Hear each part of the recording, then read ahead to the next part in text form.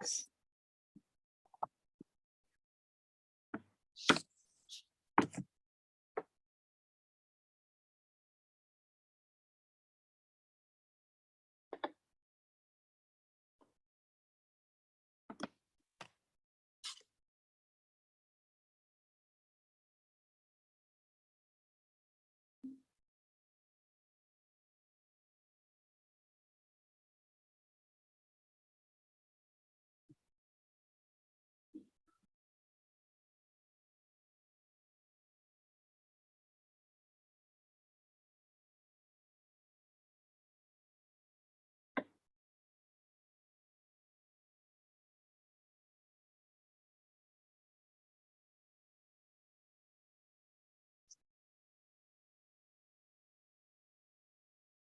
Am I meant to be able to hear this?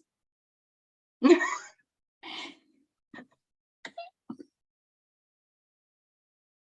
just getting the YouTube live set up and then we'll be with you. 2 minutes.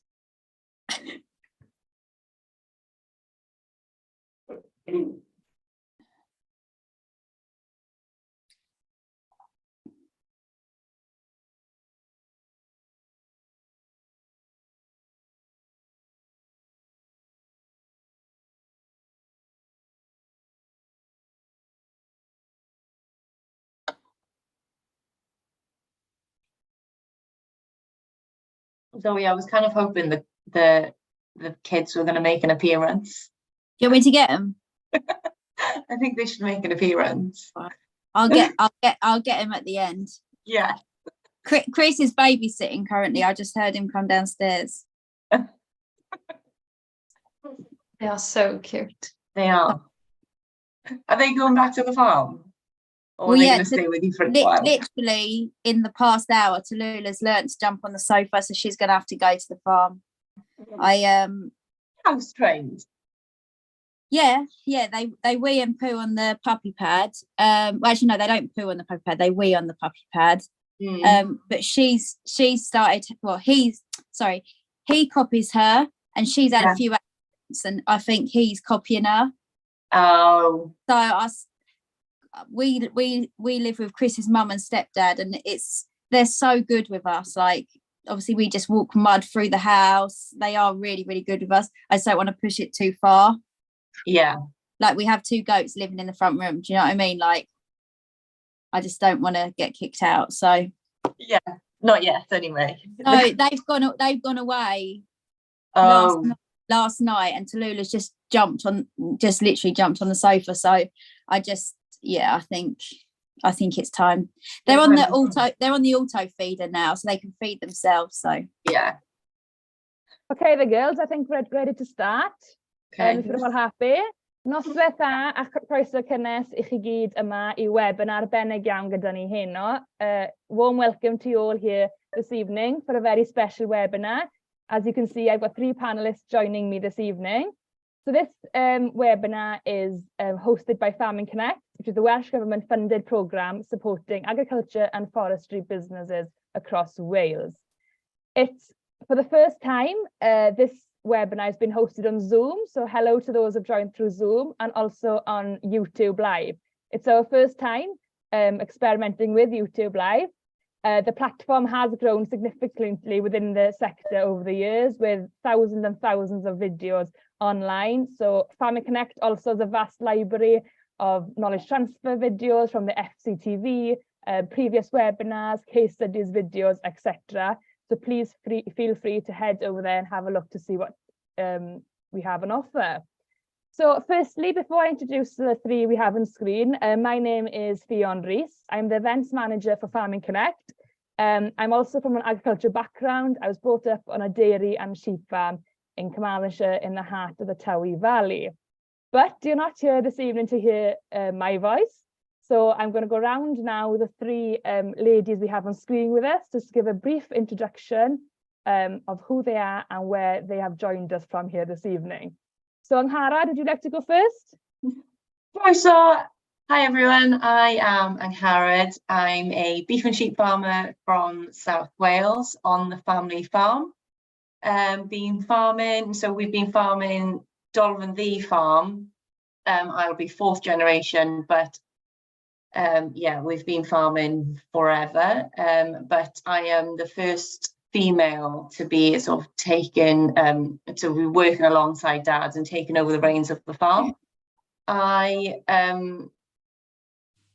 I opened the Bridgend pumpkin patch 2 years ago. That was sort of the first big farm diversification that the family farm has seen. And alongside that, I'm also a qualified teacher, but now work in a wellbeing advisory role in education, and also volunteer with the DPJ Foundation. So they're that's my little background, but yeah, always been heavily involved with the farm, but always been supported by my parents to sort of add ribbons to my bow, as it were.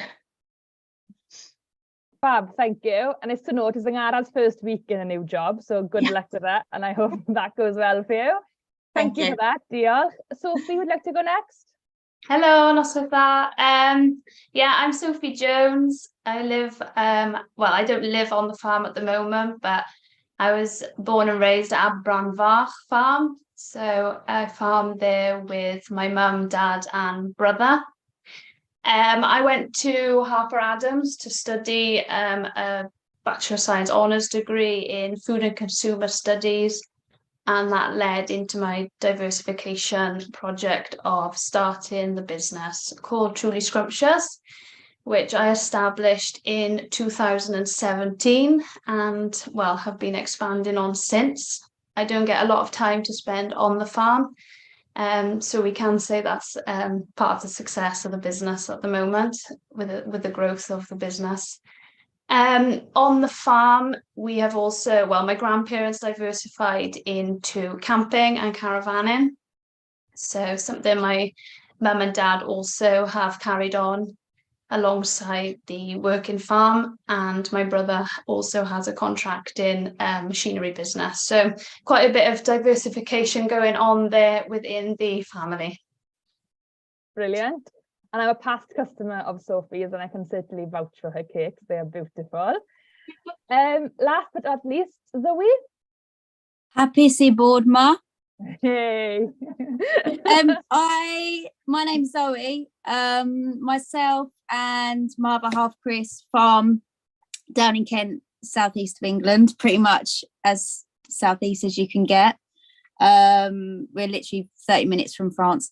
We don't have a farm as such. We rent ground all over the county, sometimes beyond the county, and we started farming in 2000 and actually no, Chris bought some sheep 2015, and I just thought it was a hobby of his, to be honest. I didn't get involved.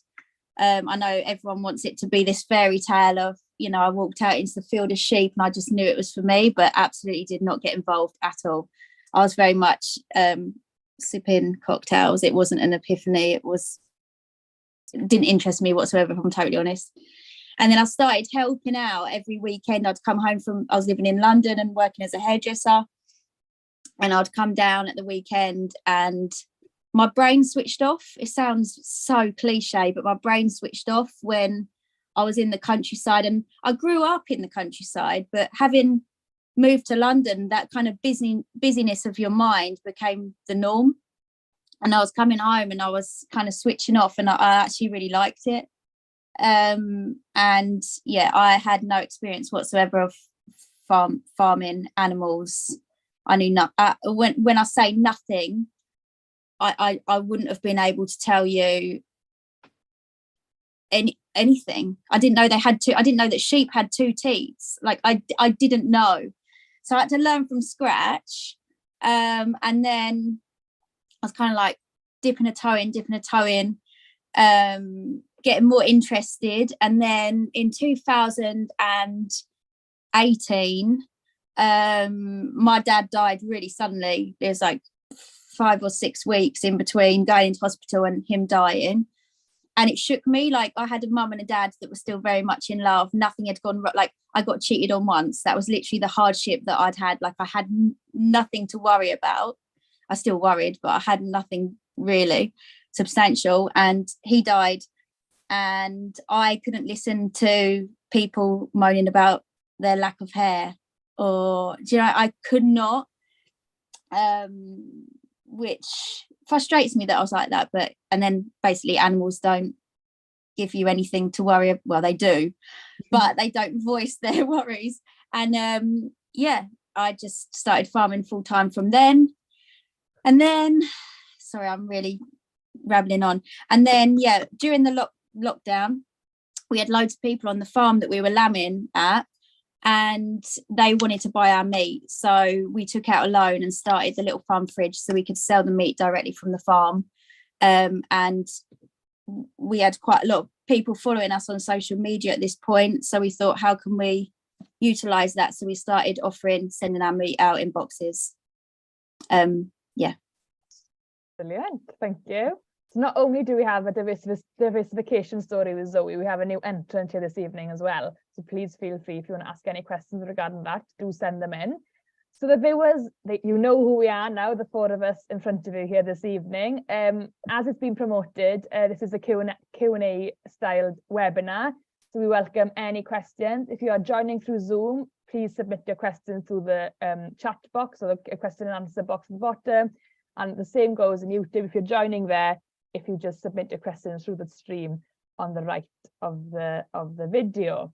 Mae croeso I chi ddanfon eich cwestiynau trwy gyfrwng y Gymraeg. Fyddwn ni'n gallu cyfieithu nhw'r siaradwyr, ond hefyd croeso chi ddanfon nhw mewn yn y Saesneg beth bynnag I chi am.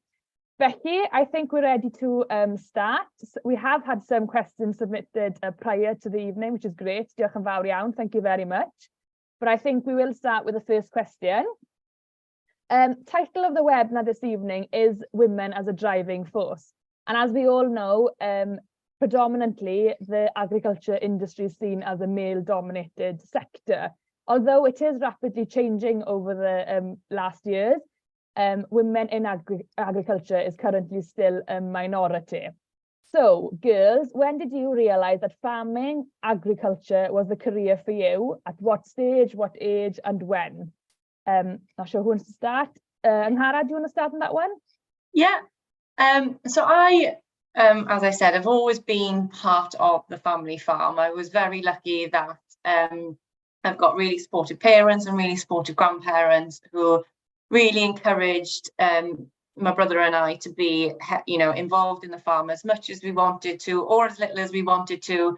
And it sort of changed, as we sort of grew up and we changed and we went partying and, vice versa. But I think there was I always find that there was sort of a turning point. So my grandfather has like 9 lives. He has accidents all the time. And there was this one evening that my grandfather and my brother were feeding some sheep, and to cut a very long story short, the tractor bucket fell on my grandfather. And grandfather was a massive part in the farm. And it was really my dad and my grandfather at the time. So he broke his back, punctured lung, broken ribs. It was, and it was, I think, it was at that point where we really come together as a family, and I was just sort of thought, this is what I want. It was something. So, and at that point, I did actually. I was coming towards the end of my education, and I was just wanted to step away. So I just got a sort of like a normal job to pay the bills, really, and was working on the farm, and I really enjoyed it and I loved it. But it was but I always knew that I needed sort of to gain a qualification as well. I sort of knew later on, so that's why I went back and qualified, because I do really believe in education as well. But being a part of the farm has always been something. But I did go and train then as a teacher, and I was presented with an opportunity to go abroad, and I taught in Dubai for 2 years. And I remember I remember saying to Dad, thinking on going to Dubai, and he was like, there you go then. And Mum was like, you need to let her go. You need to let her go. And it was really hard. It was horrible. It was the worst experience of my life, leaving my mum and dad. at the airport, but it was, you know, I did it.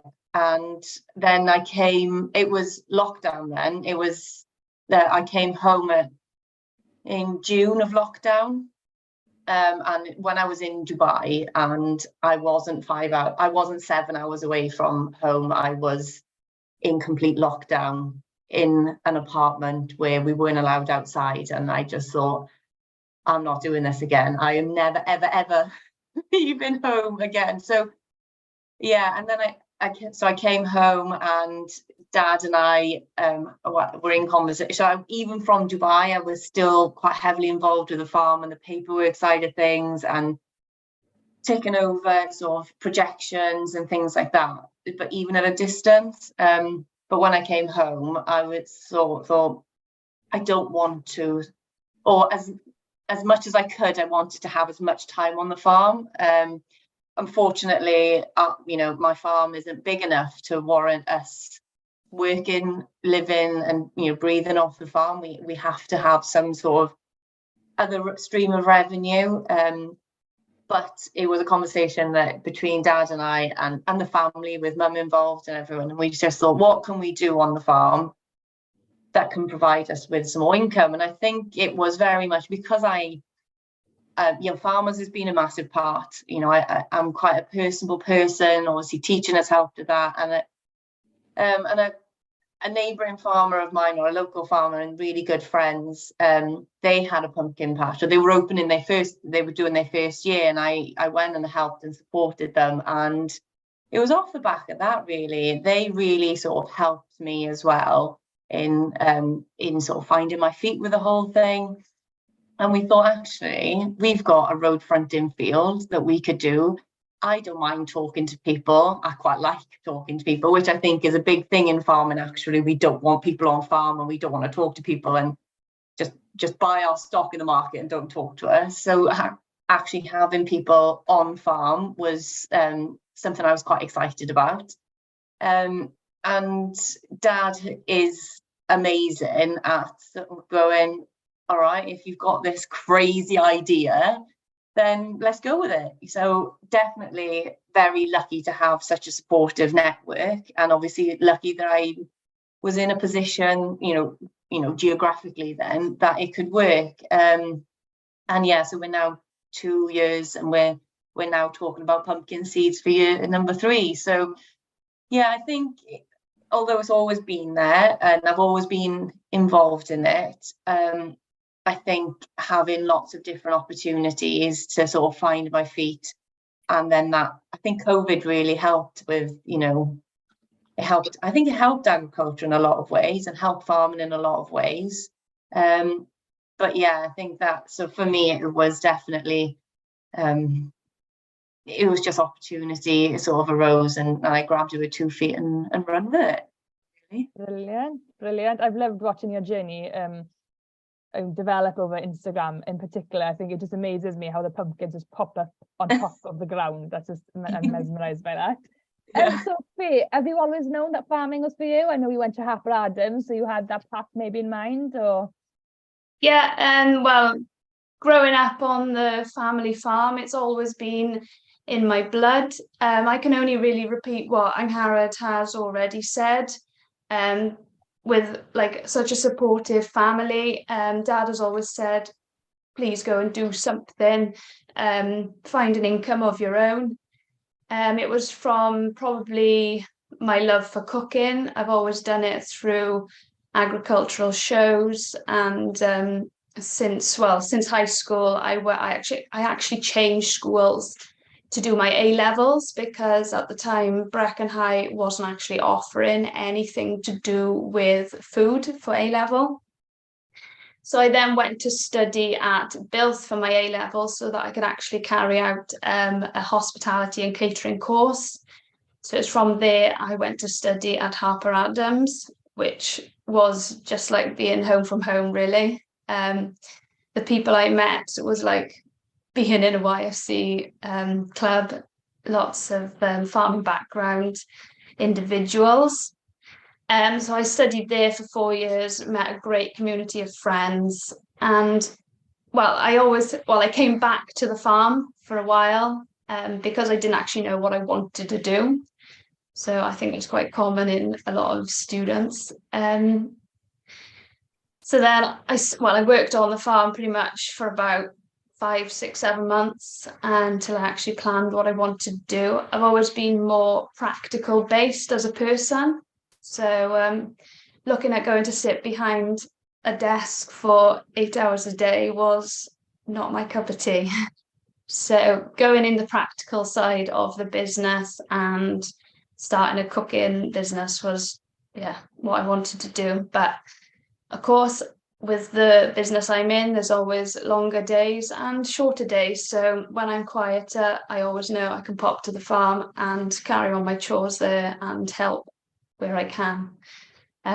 Likewise with Angharad, a part of YFC, it'll be my last year this year in Bridge YFC. And we've done a lot of activities, competitions to support the farming industry. But always grown up on the farm and willing to help when I can. Really, I think it's great to know that you've actually capitalised on something that you really enjoy doing. You've noticed you had a passion for cooking back in your sixth form days. And I think so many people across Wales and farms have gotten a hobby or a skill that they can capitalise on and turn into a successful business. I think that's really important. Zoe, I know you have answered the question in your introduction speech, but now you're in farming and agriculture. Would you go back? Are you enjoying it? Are you here to stay? This week, no. This week I want to be a hairdresser, I won't lie to you. When I realised that it was today that we had this, I thought, oh God, am I going to struggle to go, farming's amazing. But no, on the whole, like we do, Chris and I do struggle because we don't have a team. It is just the two of us. It can be difficult sometimes to motivate each other. And also I spend 24 hours a day with one man. Like, I need some kind of trophy for that alone. But it's quite funny because I couldn't imagine doing anything else now, genuinely. But equally, there are times where I like being in control. And I think part of the thing with farming is you're not in control of anything. Genuinely, like you're not in control of the price you're going to get at the market, you're not in control of the weather, you're not in control of anything, and I found that really difficult. So I do kind of miss my old life a little bit. Sometimes I'd be lying if I said,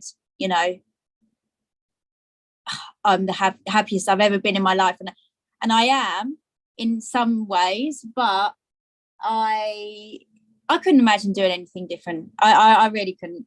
But there are still some struggles, not having, like, we still live with my boyfriend Chris's mum and stepdad. I'm 32. I would really love to have my own place and my own space so I can get, more dogs and things like that. There's, and it's difficult sometimes that we've invested everything we can into a potential business, the farming business. You have to sacrifice some things, and I find that hard sometimes. But again, I couldn't do anything different. I mean, imagine me now standing in a salon making people look pretty. I really couldn't do it. So yeah, I'm quite envious sometimes, like listening to the girls there having like the support of their family. I'm a bit envious of that. Like Chris's dad was a farmer. He died when. To my other half, he died when he was 12. So we sometimes really crave that kind of guidance to ring and say, look, we're in this predicament.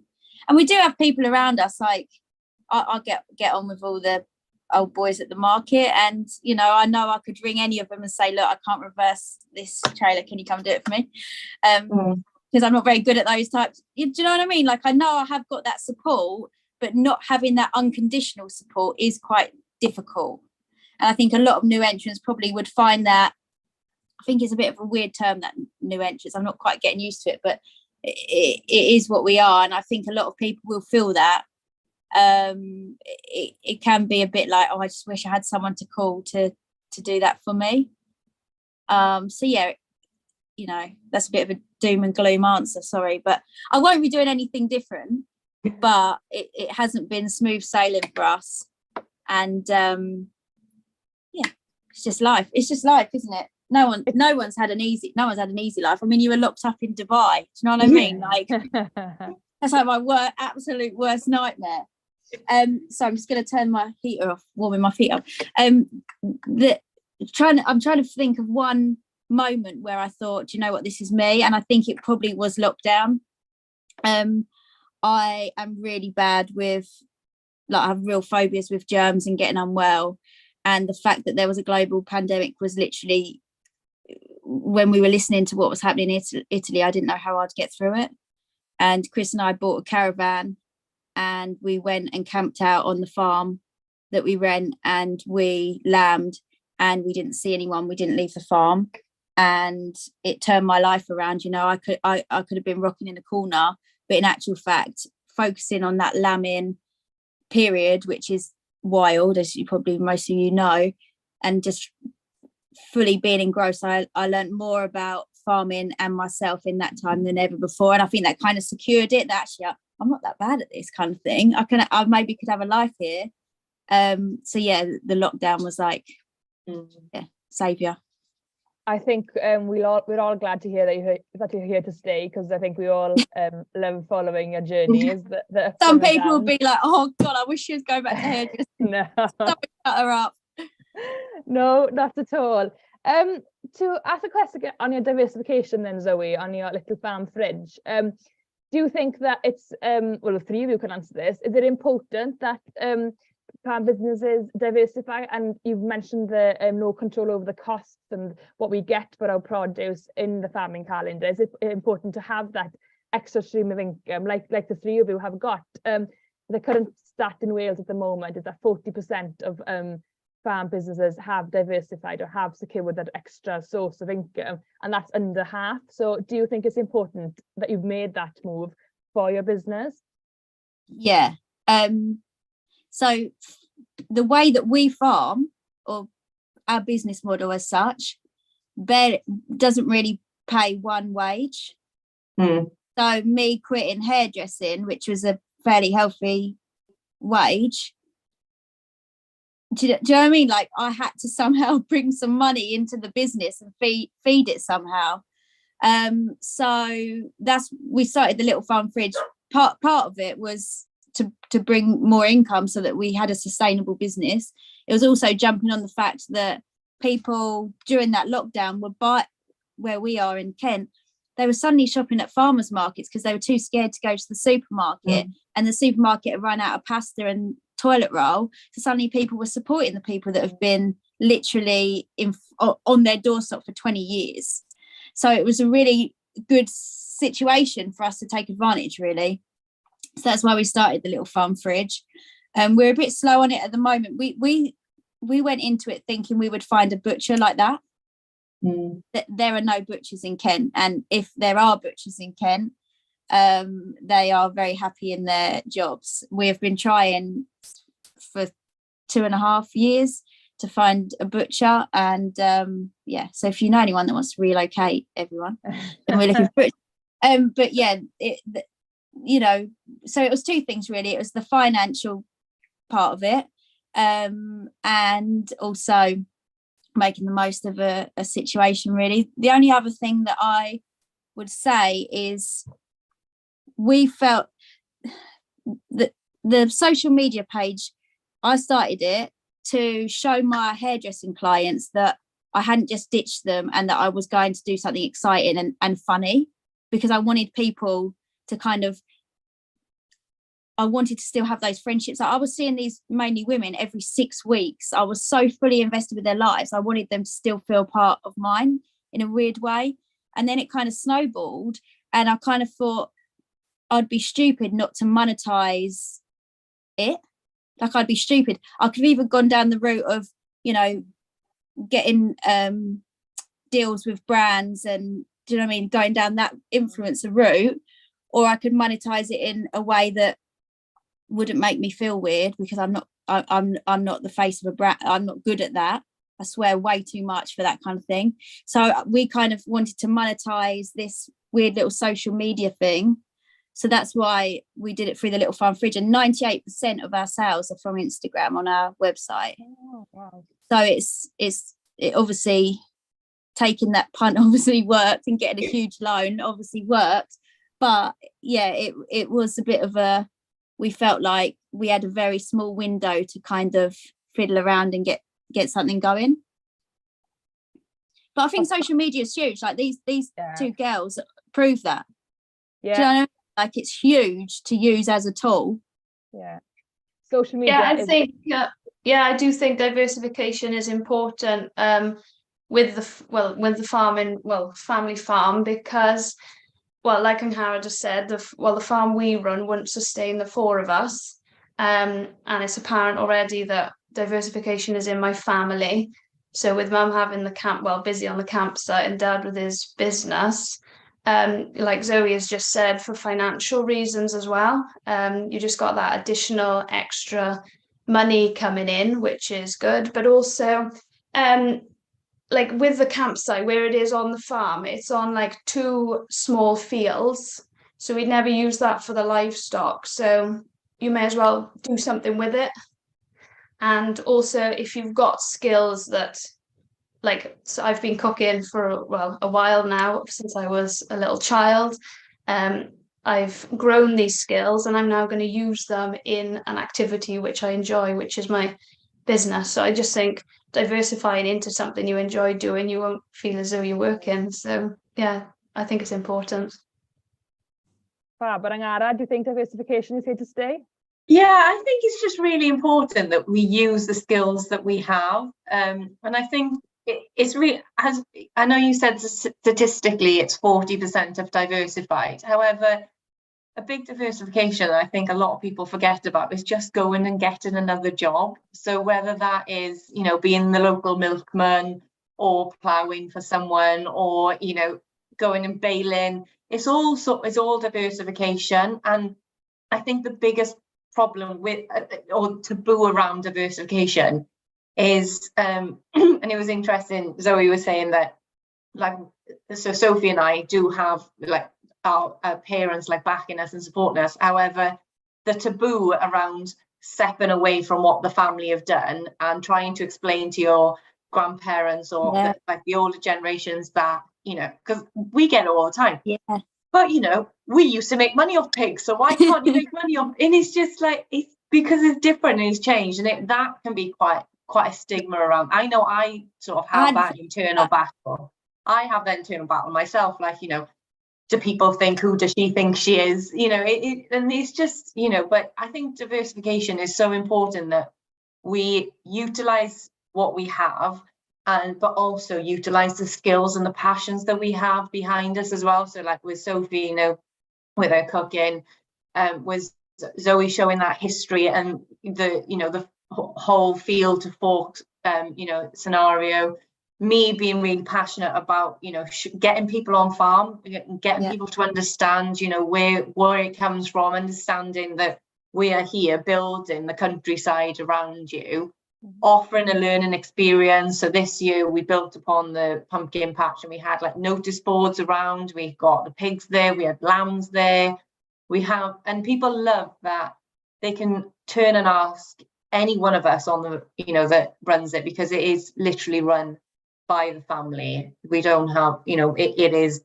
me, mum, dad, my brother, my inherited sister, and we're all there, and you can ask any one of us what's gone on with it, and we know from the seed going in the ground to everything else, whether it's utilizing the pigs to eat the pumpkins when we've got pumpkins left, the sheep grazing it back now before we put the next load in.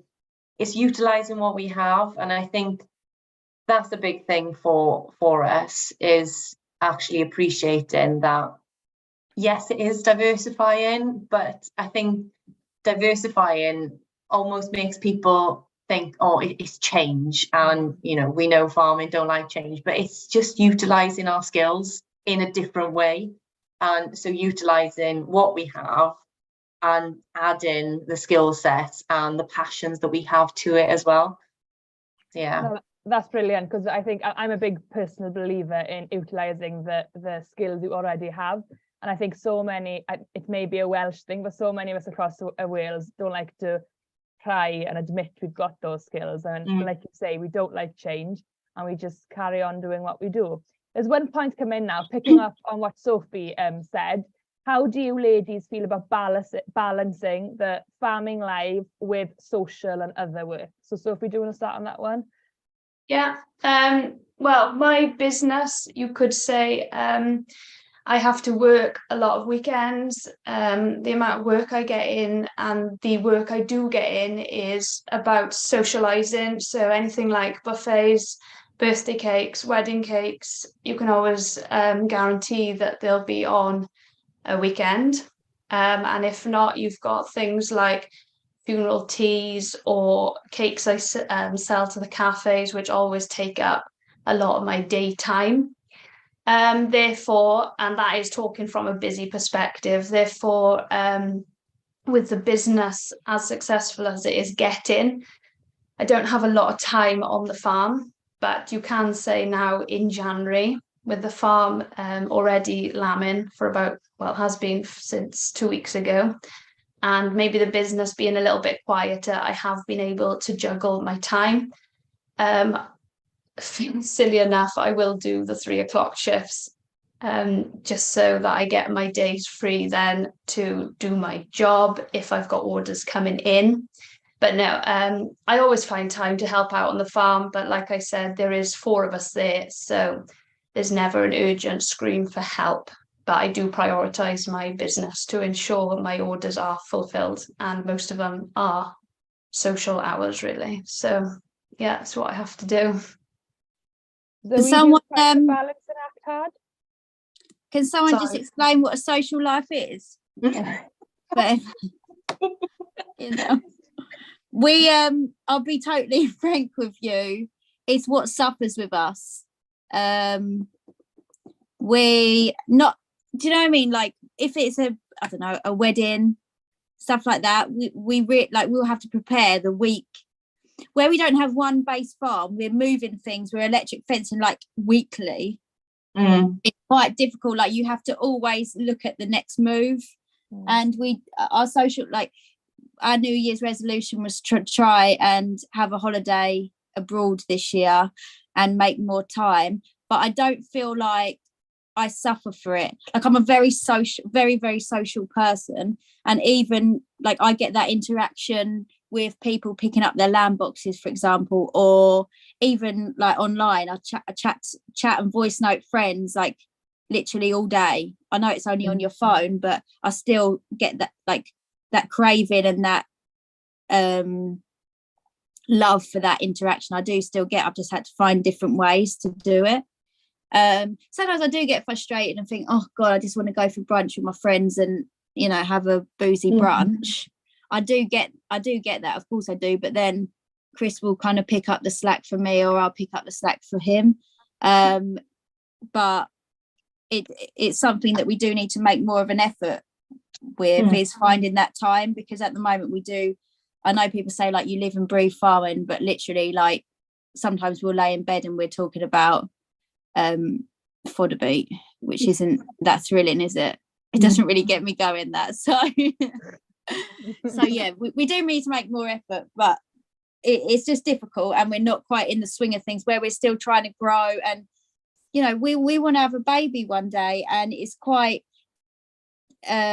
pressing with my ovaries for us to maybe get a business that can financially sustain us and get us where we want to be. So we're just putting everything we can into that, and it is our social life that kind of suffers because of it. But I don't think there's anything wrong with that. No, I think you're right, Des. It's just about prioritising different things. And when we talk about priority, one thing can be a priority at a time. So I think all of us will be lambing at one point, and it's just that will take priority. And I think as long as we are mindful that we are having downtime, in whatever way that downtime is, it's important. And I know I said, you know, when I started, I work quite heavily. my off the farm job is working in wellbeing, and I also work with or volunteer with the DPJ Foundation. So mental health is really, really important to me, and it is something that I try and sort of voice and promote. It is really difficult with the farming community because we're not it's believed that you should work every day and you shouldn't have a hobby and you shouldn't go off the farm. But it's even this year now on the farm with us, while we all work full time and then we go back and farm in the evening and on the weekends. We never have sort of anything more than a day off really. But I know, so this year Mum and Dad are going to be going away mid-February just to have a weekend. So to recharge back, they're going away for a weekend, and then I'm going away the weekend after, and then that's it. Then lambing until May. Social life goes, everything else stops. You just put your head in the game and you get down and you graft. So it can be really difficult, but I think it's just sort of earmarking different points where you can go. And I know it's really hard with Zoe because you can't do it together because one of you's got to pick up the slack for the other ones. Really difficult. That's fine. I spend 24 hours a day with this guy. My social time, his jokes are not funny by that point. Do you know what I mean? Like, no more. We'll go on a girls' holiday. Yes, that could be the holiday. What? I will just say this quick on that point about having downtime. I think there is a huge thing in farming about, you guys, you work so hard. Like, it just goes on and on, doesn't it? Like you don't necessarily have, like, people always say, you must take time out for yourself. But how do they know that I don't? Do you know what I mean? Like, walking my dog around the back field and watching the sunrise, to me, that will sustain me for the whole day as my time to myself. I have a bath every night. Do you know what I mean? That's like my time. And I just take bits where I can, and that's enough to kind of keep me going. I went away for a couple of days last week with work, and genuinely I was just bored. I was nearly put a swear word in there, but like I was bored and I was excited to come home. It's all relevant of everyone is different, aren't we? Yeah. I don't think we always appreciate the location where we all live. We all live in beautiful areas, and I think that's enough sometimes, isn't it? Just being in peace and quiet and just having time to ourselves. I'm going to thank you to everyone who's sending in their questions. They're coming in thick and fast at the moment, so we're going to try our best to get through them all. We're going to turn to look at marketing now. This is something maybe our farmers doing enough of marketing and marketing their own produce. The three of you are very present and prominent on social media. So how important do you think social media and online platforms are to agriculture and your businesses individually? Angharad, do you want to kick this one off? Social media is huge. I do all the marketing for the pumpkin patch. Rightly or wrongly, it is what it is. I'm not going to say I'm a marketing guru. Canva comes in really helpful. And I sit away late at night with my notepad, particularly when it's coming to pumpkin season. And even now I'm looking at, trying to keep my social media present with regards to the pumpkin patch. I always post something on there so they see the farm and they, because that's sort of our USP with the pumpkin patch, is that it is a family run farm and it's not a corporate sort of thing that, we get an external company coming in. We literally do everything from putting out the traffic management to the cones going to the, to getting everyone put in. And it's everything is done by us. But social media is really important because that's our main form of getting people, attracted to our site. It's something that I could be better at, I know, but it is something that I think is a huge platform that we are completely missing.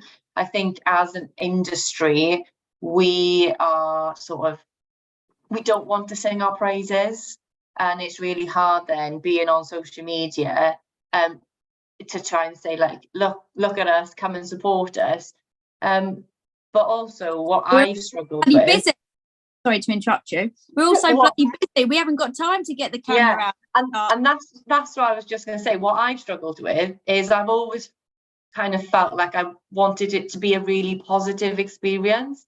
And I think what Zoe does really well is to show the good, the bad, and the ugly with everything that's going on. And I think that's what sort of farming needs, is to be very open and honest with the consumer, and get the consumers on board to understand sort of what it is that we do. But yeah, I think social media is a huge platform. I personally have found that Facebook has been much better for us with the pumpkin patch. Maybe because of our clientele, our age, our demographic.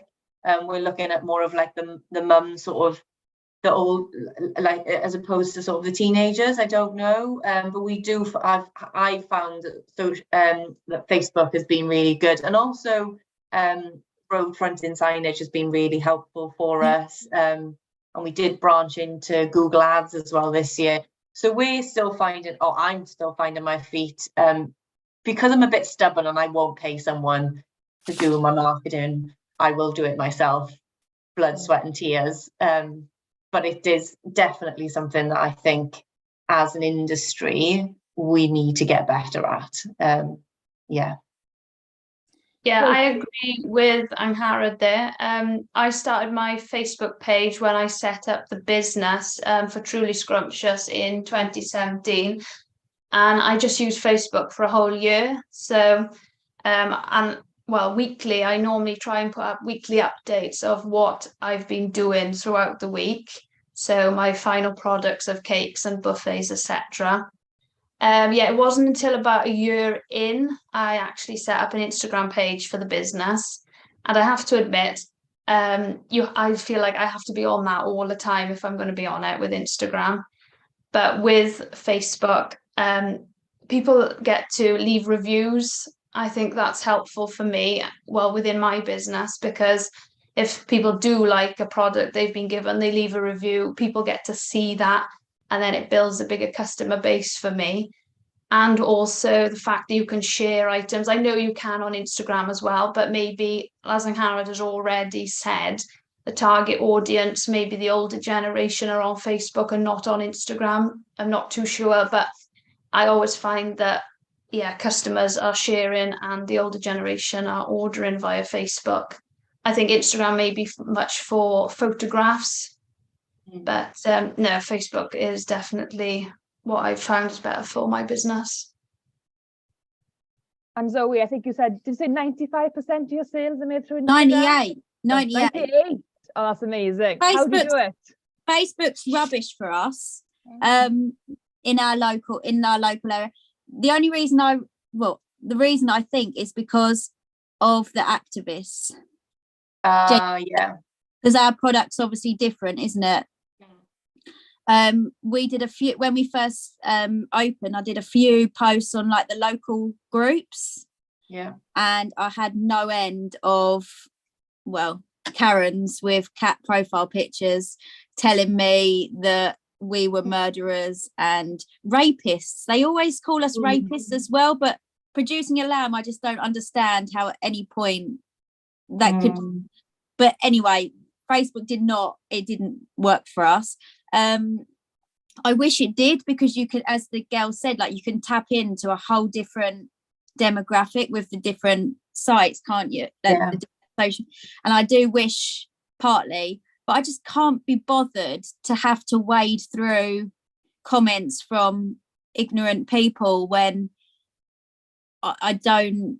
Do you know what I mean? Like, I don't feel like like we deserve that. We work really hard to produce a really quality produce. Do you know what I mean? Like, it gets you down, doesn't it, after a while? So we don't tend to do Facebook really, but the reviews on it are really good. On the actual Little Farm Fridge page, the reviews are really, really good tool to use, aren't they, for if you want to use it in your marketing and things like that. And so many people do use Facebook that you need to be on there a little bit. Zoe, do you pay for marketing on Instagram, or how do you get your algorithms up? In what, on the Little Farm Fridge page?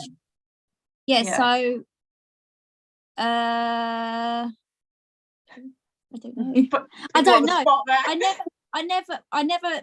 There's an option, isn't there, to use a Is it right? It's via a Facebook thing, isn't it? Meter something to do ads. The metaverse, isn't it? I'm way too tight to pay for them. Way too tight. Something we did a giveaway, which got a lot of followers on the page, where you could win a whole Highland cow fillet.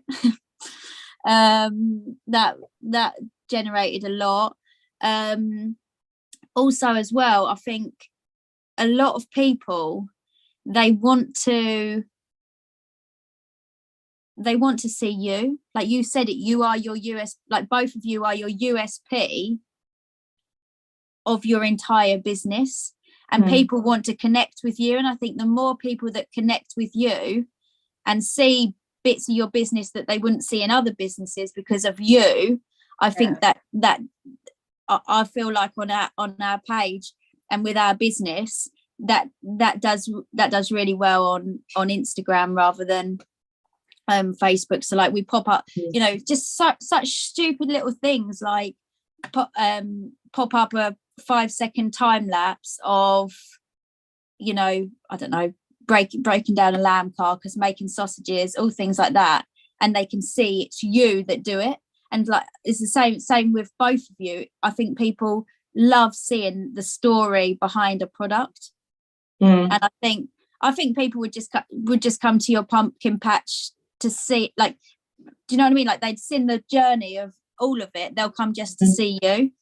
Yeah, I think that may be true for influencers outside the agriculture industry. I follow many people, and I think they could use any product, and I'd buy into it just because they are using it. I think that's something maybe us within the agriculture industry need to do more of, maybe. I'm not sure. It's so difficult. I think it's so difficult with social media to kind of play it right. And I just saw a question come up saying, do any of you get imposter syndrome with your diversification? I think it was. Literally every single, like when I had the email to come on this, I was like, why does anyone care what I have to say? Like, I'm not a farmer. Do you know what I mean? Like, genuinely, I thought to myself, oh my God, I'm going on Farming Connect. The whole of every farmer in Wales is going to watch some girl from always Essex. I'm not from Essex, but you know what I mean? Like, I think every single, and like if you're fully booked for filling orders, you must be like, how have I created? Do you know what I mean? Like, it's normal to feel that you don't belong or you don't deserve it or whatever. It's not that you're doubting yourself. You're very proud of it. But I do believe that putting yourself out there with a business pretty much on your own as well is a very daunting thing, and social media lets you be very vulnerable, because anyone can comment on anything, whether it's your product, whether it's how you sadly look, things like that. And it makes you very vulnerable, so it can be very hard, I think, to be on your game all the time. Yeah, I think particularly with all three of us, we're sort of the face of it as well. And then you literally, like you say, you put your face to your brand, you put your face to your business, you put your blood, sweat and tears into it. And I get it all the time. I get imposter syndrome and I don't know what. Yeah, it's just thinking there's no answer. There's no real answer, but I own it. Yeah, I always think to myself, people are going to think, who does she think she is? Yeah, and they don't. But you get loads of really lovely comments and lovely support, but you do. And I know when I was, particularly this year with a pumpkin patch, I would sometimes get to the pumpkin patch. I'd drive there with the car full of like the shop, and I'd have to sit there in the car and go, showtime, to get up and get in there and be the face of it, no matter what. It's come at you the day before or the week before, because you've got your life going on, you've got work going on and everything, and you just have to turn up and put on this show. And yeah, and just You'd be a boss very it. good hairdresser. You'd be a very good hairdresser, pretending that you're the life and soul of the party when actually you've got period pains and you've had an hour's sleep. Do you know what I mean? Oh, Best this year, Mae'r and I were in the pumpkin patch. Dad rings on his way down, goes, "Girls, the pigs are in the patch." Oh, The pigs had escaped and they were in the patch. Me and Mae'r were like, "Oh my god, how are we going to get these in here?" Mae'r was great. She got them back in. I'm going to give full credit to Mae'r. I had pigs, and once they're out, they're a nightmare to get back in where they're meant to be. We all mentioned, we all know we've got very successful businesses, and well done, they are brilliant with you. But as Angharad alluded to earlier, the good, the bad, and the ugly. So what do you think has been the biggest hurdle or the challenge, or what you were unexpected to face during a diversification journey? Is there anything that springs to mind with you, Angharad? I think the hardest thing for me was trying to just anticipate sort of what we needed to do. Like the first year, it was quite a second and see sort of exercise. I remember sort of being in the patch the night before going, what have we done? We're going to invite these people, or hope people are going to come to this pumpkin patch that I've opened tomorrow. So I think the first year we were quite naive, and we were really, I was really, really proud of what we pulled off.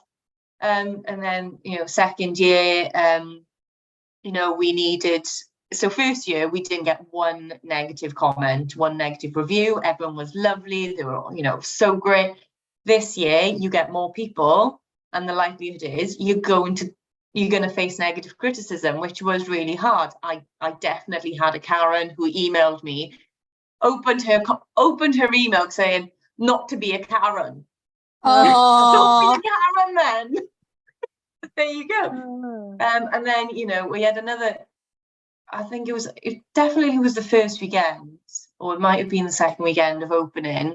We had a lovely family come to see us. And my brother, really artistic, he's amazing. He creates these like pumpkin statues, and we had a family of children obliterate these pumpkin statues. They just pulled them apart. And I had to deal with that. I had to then go over to them, question them, what have you done? Them lie to me to my face, and then try and get them off the patch when they're demanding their money back. And it was just, so that's sort of been the hardest thing really, is dealing with actually the majority of it. And the problem is you hold on to that, then you hold on to those tiny, of all the people that came, I remember those two things, that email saying not to be a Karen, you're definitely being a Karen, and that family that came and obliterated the pumpkin statues, of all the wonderful experience. And it was amazing. They do slightly take, so I think those are the things, is being resilient to having sort of negative feedback, I think has been a big one for me, because it is tough, and it's just trying to stay positive then. And as I said, and then you have to turn around and go, right, showtime. Come on in. Welcome to Bridget Pumpkin Patch. So yeah, I think that's been the biggest one for me. I suppose you're quite a public front-facing type of business, where, like you said, you are inviting public on to your property anyway to show what you've got. Sophie, have you ever experienced something like that? Maybe not being so public-facing. Well, I'd say some of the challenges for me, maybe not so much face-to-face with people, but firstly, setting up the business, that was a bit of a challenge, not knowing who my customer base would be. Would I even get any orders? That was a bit of a panic to start with. I suppose you could say COVID was a bit of an issue for me, but I had to adapt and resolve where I could. Like, there was no socialism going on at all, no socializing. No buffets, parties, birthdays allowed to even carry on, but I adapted to the challenge, and I ended up actually making a success out of COVID. I made afternoon tea boxes, So although people couldn't meet face to face, they wanted me to deliver something to their houses for these people, with a little message in the box. And got over that hurdle, and now I'm facing a scarcity of eggs at the moment. So that's one of my challenges at the moment. It's proven to be a little bit difficult, only being allowed to buy so many boxes in the supermarket. But I'm sure something adapt and overcome, my friend. Adapt and overcome. Yeah, hopefully something will happen soon, and we'll get out of that little palaver. You have to tap into Johan. Yeah. Zoe, he's got loads of eggs. I see him on Instagram. Eggman. The Eggman. Shout out Eggman. Zoe, what was the question? What's the biggest barrier or hurdle you've faced during a diversification in particular journey? Learning how to butcher, probably. I was a vegetarian till I met Chris. I didn't eat meat at all because I wanted to spend all my money on booze, basically, and in Topshop. I just didn't eat meat, because if you want to eat meat with high welfare, it costs money, and I wanted to spend my money elsewhere, so I never ate meat. And then when we started holding animals, I started eating lamb, and then obviously we've got cattle now, so I eat beef, but I don't really eat meat in restaurants or anything like that. And it was very difficult for me to go from not eating meat to slowly eating meat to suddenly being faced with a carcass and having to make it into produce that we can sell for what we want to sell it for, if that makes sense. We learned it was COVID, so we learned to butcher off YouTube. We still haven't done any courses or anything like that. If anyone wants to have a go, I always say this because I think it's life-changing. If you do keep animals, and cow, obviously, beef, it's a huge deal, but get one of your lambs back from the abattoir and have a go at cutting it up yourself, because I promise you it tastes better. Having gone through that process of literally birthing it, going through the whole of the summer with it, and then getting to I don't know how long it takes you guys to finish lamb, so I'll take a long time with grass, and getting it through to late autumn and butchering it, and then even like giving it out to Christmas presents. It is the best feeling. There's a guy called Scott Rea on YouTube, and we learn everything we know off butchering by watching his videos. I mean, probably half the views on his butchering a whole lamb video is probably me and Chris as we're standing at the butcher's block. But that was the hardest thing for me, to go from actually not eating meat and actually, I'm very phobic of food poisoning. It's one of my weird, wonderful quirks. It's pretty much ruined my life. So to go from being able to be far removed from potential things that can make me unwell in my weird mind, to making sausages that I'm going to sell, that was hard. That was very, very hard. But we were very honest.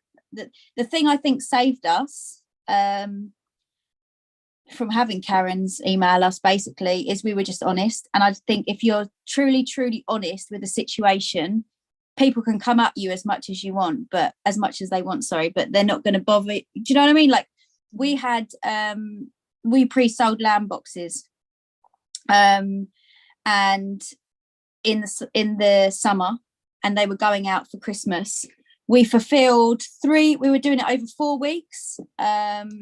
We were doing 15 plus a week, taking them to the abattoir, cutting them all up, the 2 of us packaging them, and then getting them sent out by DPD.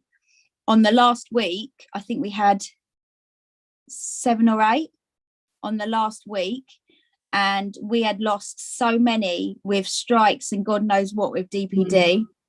We'd lost so much money. We were running out of fat lambs to replace the ones that had got lost, and Chris and I lost sleep. Like, there were lots of tears from me. I felt embarrassed that we couldn't produce it. We'd taken people's money and we weren't able to fulfill that order yeah, it's out of our control because it's, you know, the postal service, but that felt so shit. I can't even explain to you the upset and stress that caused, and that was such a huge thing for us that we were like, we'll just shut the shop, we're not going to do the shop anymore, because I could not deal with posting out things. And we've kept that animal and gone all the way through to the last hurdle, and it's going to sit in a warehouse and decompose. Do you know what I mean? Like, that was really, really tough. But we were just honest. We sent an email and said, look, something we never thought we'd say. We're so sorry. We're going to offer you a full refund. We're so embarrassed. Blah, blah, blah. Just was totally honest in the whole situation. And people were like, well, you're doing another lot in February. We'll just wait. Don't worry. You'll be out of pocket if you refund us. So we'll just wait till February. I never thought that was an option. I thought people would be having a go at us that we ruined their Christmas lunch, and that they hoped, you know, that they were going to have lamb on Christmas Day, and they weren't.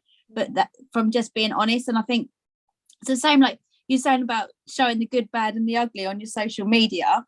I think as long as you don't preach and say, this is what farmers should be doing.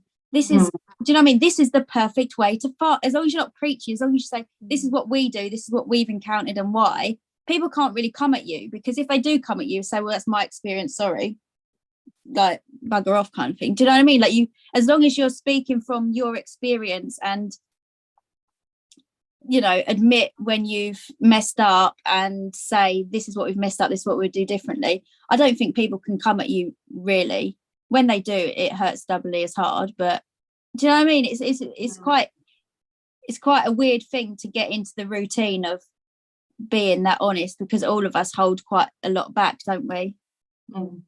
Being transparent, and within the agriculture industry, whether it's the weather, it's the price, a lot of it is out of our hands, and it's not, as Zoe mentioned earlier, it's not in our control, and it's not something that we can, it's not our fault in a way, as long as you always feel like it isn't very often. Well, time is flying by. I've got a few more questions. No, not at all. It's going good here. I'll condense the next answer, I promise. Just mute me. A few questions are coming in, quite intrigued really about the support you have available in England, because you don't have a Farming Connect in England. The Farming Connect every farmer in Wales has, if they're registered with Farming Connect, have access to e-learning modules, free online mentoring service. They get up to 15 hours with a mentor in a specific topic. Diversification is one of those. Is there anything like that you've had in England, or any free or support or knowledge for your skills and knowledge? I'm sure the young farmers clubs have help for the young. Well, you don't have to be that young now, do you? To be, I don't know much about the YFC. I heard it's a real laugh, so I'm actually a bit sad that I was too old for that. But I know that they offer, and also the National Sheep Association, they did a workshop at our local market last week, and they did a whole day's workshop, and they had vets come to speak, Shearwell come in, and so there are a few things like that go on, but we don't have any, to my knowledge, don't have anything on the scale of support that you offer. I'll be totally honest, because when I put it on my stories that I was gonna get to chat to you guys tonight, loads of people messaged and sung your praises. I'll be honest, they didn't pay me to say that, by the way. Farming Connect didn't pay me for that. But do you know what I mean? Like I got a bit jealous. I was like, hang on, what do we get? Just the support sometimes can feel a bit lacking, but maybe I'm not looking in the right places. Do you know what I mean? It's all relevant, isn't it? Hopefully. I think it was interesting, you're saying about the DPJ Foundation. I don't know if that was when we were online or not.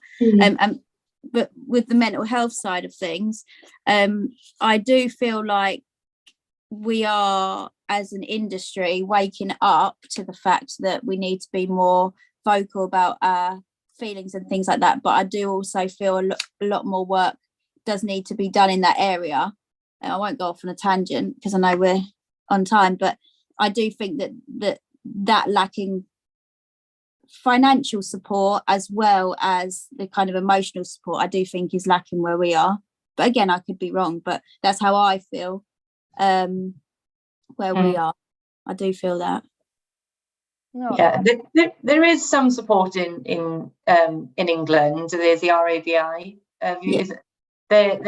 But nothing from knowledge. But as I say, I only really know from Wales. Nothing like the DPJs that offer the mental wellbeing support that we do, and can also fund signpost to other sort of organisations with regards to funding or anything like that. We are really lucky in Wales. From a really sad perspective of why the DPJ Foundation was set up, but hopefully we can prevent that happening. And it is, but definitely as a whole, not to get on my soapbox, because mental health is a real big thing to me. It is something that we really do need to wake up to in the farming industry, and hopefully with more females coming in and younger entrants coming in, it will change, but it's a slow process. Yeah, and I think, like Angharad said, talking about it is very important. The website Farm Well includes all the links and support available in Wales anyway, regarding mental health and well-being.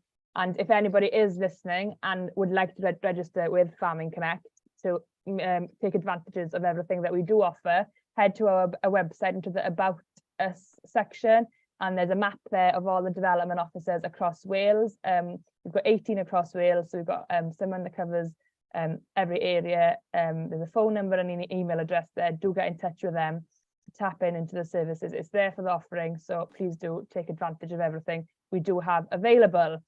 So I'm going to come on to the last question. What's next, girls? What have you got planned for your business for the next 5 years? How do you see yourself? Where do you see yourself in 5 years? Or what are the next steps? Who wants to kick off? So we do want to kick off with that one? Yeah. If you ask me tomorrow, the answer might be different. But if you ask me tonight, I'm emigrating to Greece, and we're going to buy a little olive farm and never come back to England again. That's only half a joke and all. So the next 5 years,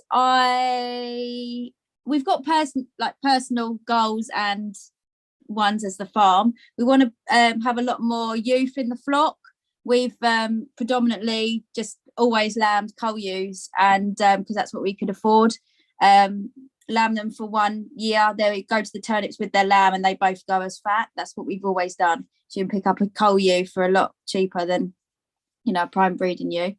But we are buying a bit more youth in the flock, so that's good for us. Less bad feet, less bottle lambs when they got a surprise bad bag.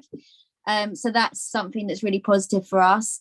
In terms of the little farm fridge, I'll be honest with you, with the price of electric and running a chiller and freezers and stuff, unknown. I would like to say, the 5-year plan in terms of that is we want to be in, I don't know, Waitrose or whatever. But if I'm totally honest, it's in limbo, and I don't think that's anything to be ashamed of, to know that you've worked so hard for something and actually you don't know the future of it. I think everyone can relate to the rising costs. It's just one of those things. We just got to weigh up what we want and what's going to be financially more sustainable, really. In terms of me personally, I want to get on the Sunday Times bestseller list, because I wrote a book with my own. It's taken me years, and it might sound like I need to get my violin out, but it's been quite hard to kind of learn a new skill like that, and I want to get on the Sunday Times bestseller list. That's like a personal thing, and it might sound silly to some and completely unobtainable, but that's what I would like to do, because then it would make the last 3 years of writing this goddamn thing actually worth it. My granddad would be proud of me. So yeah, that's it really. Fab. Sophie, truly scrumptious in 5 years' time, where do you see it? Ideally, probably like to move location. Move halfway between me and where my partner Kai, his family live and where my family lives. So ideally find maybe a farm or small holding somewhere. Could then develop an outbuilding and have my own production room. I know it's easy enough doing it from the house kitchen here, but sometimes I just feel like I could lock the door on it and say goodnight. So yeah, either ideally develop an outbuilding on a farm and then have the farm as well. That would be ideal. Or maybe look at running, I don't know, could go into a cafe or some sort of food business like that as well. But we'll see. Time will tell. Brilliant. And the Bridgen pumpkin patch. Yes, so for the pumpkin patch, I would like to see that grow and continue. Got ambitions this year for more of the point of sale. So I think the pumpkin patch is doing quite well. That's the patch. The point of sale is going to sort of be developed now with sort of our coffee shop offering. Want to really sort of get a purpose-built structure of some sort, and have more than just one open in a year. So the pumpkin patch will open for different things throughout the year, and utilize that field for more than just that. And I did have a quick look at the questions earlier, and someone was asking, well, what happens if the diversification doesn't work? So that is something that we're always mindful of, that there are people doing pumpkin patches, as all three of us have said, there are people doing what we're doing, and it's how we changing. So I am mindful of that. So we are looking at what is on the farm that we can utilize to provide other point of sale things. So what can we produce on the farm? We've got the beef and sheep. We'd like to go to, more of a fodder-based system with beef and sheep. We're probably so we're predominantly Limousin with the cattle. Is that right for us? We're always sort of checking in with ourselves with that, looking at upping the sheep numbers, but also utilising what do we have on the farm, looking at sort of, what crops do we have, what vegetation have we got, what anything else that we can grow on the farm.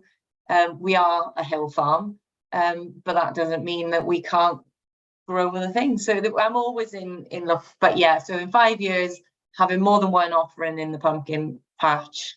So it won't be 2 pumpkin patches, but it'll be something else. At least one more opening in the year.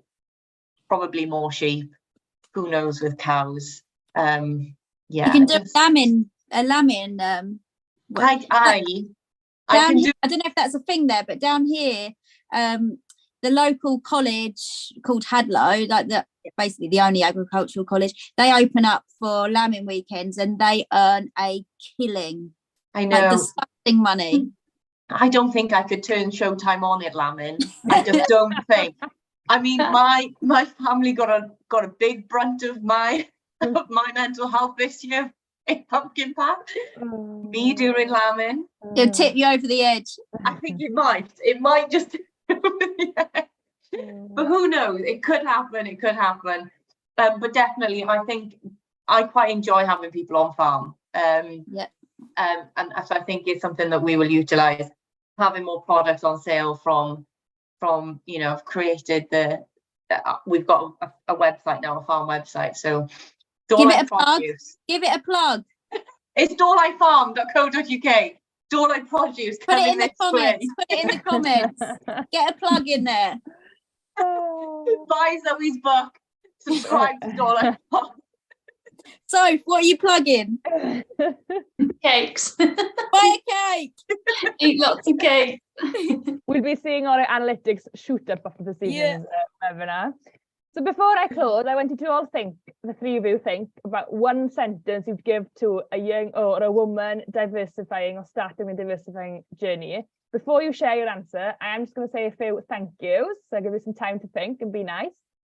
So diolch yn fawr iawn. Thank you for everyone for sending in your questions, joining this evening, whether that's on Zoom or YouTube.